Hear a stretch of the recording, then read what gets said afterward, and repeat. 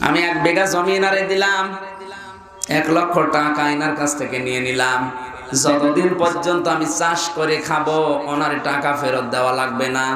2 বছর, 5 বছর, 8 বছর, 10 বছর যদি চাষ করি, 10 বছর পরে যখন টাকা ফেরত নেবে জমি ফেরত পেয়ে যাবে।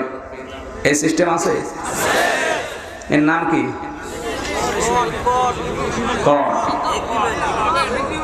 এগ্রিমেন্ট কর, যাই বলেন বুঝলেই হবে। এই সিস্টেম পালন করা আর মায়ের সাথে জেনা করা এক। কারা করছেন একটু দেখি, আপনি হাত তোলেন তো ভাই। এই এলাকায় ওয়াজ দিয়েছেন কেন ভাই? এত সব আল্লাহর ওলি বসে আছে এই এলাকায়, মনে হচ্ছে এসব কিছুই নেই। নাকি আমি একটু বেশি বলে ফেলছি না? এসব আয়াত বাদ দিয়ে দিই। আছে আমাদের কয়জন মানুষ এখানে? না 50,000 মানুষ হবে, এই জন্য আপনার লজ্জা করেন। আর কিয়ামতে কোটি কোটি মানুষ থাকবে, আপনার এখানে লেখা থাকবে সুদখোর, অথবা মায়ের সাথে জেনা করেছেন, এটা এখানে লিখে দেবেন।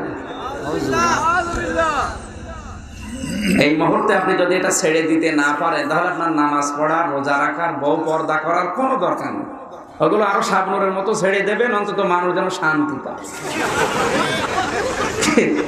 আপনি বেকার পর্দা করে কি করবেন?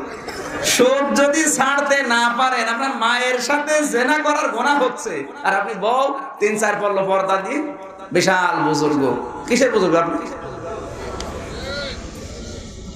এখন এই সিস্টেমটা তো দুনিয়ায় থাকলে, বেঁচে থাকলে কাজ করা লাগবে। আমরা কিভাবে জায়েজ করতে পারি? এই কট বন্ধক বলেন, আর কি বললেন যেন, এগ্রিমেন্ট নাকি জানো, এটা পদ্ধতি হচ্ছে 2টা। যতদিন পর্যন্ত আমি চাষ করে খাবো ওনার জমি, ততদিন আমাকে সরকারের যে খাজনা ওইটা আমার দেওয়া লাগবে। আমি চাষ করে খাচ্ছি, প্রতি বছরে 67 টাকা করে সরকারকে দেওয়া লাগে। কত? 67। আপনি কি ময়দানে আছেন? দ্বিতীয় নাম্বার, যখন উনি জমির টাকা ফেরত নেবে, 2 বছর, 5 বছর, 10 বছর পরে হোক, কমপক্ষে 1,18,000 থেকে 20,000 টাকা কম নেওয়া লাগবে, যেন জুলুম হয়ে না যায়। এই 2টা সিস্টেম যদি আপনি যার কাছ থেকে নিয়েছেন জমি উনি পালন করে, তাহলে জায়েজ হয়ে যাবে। আর যদি না করে, ওই রকম জমি ছেড়ে দেওয়া লাগবে। আপনি দরকার ভিক্ষা করে খাবেন না, সুদ আমি খেতে দেব না, তাহলে আপনার এখানে আর বাসনার দরকার নেই।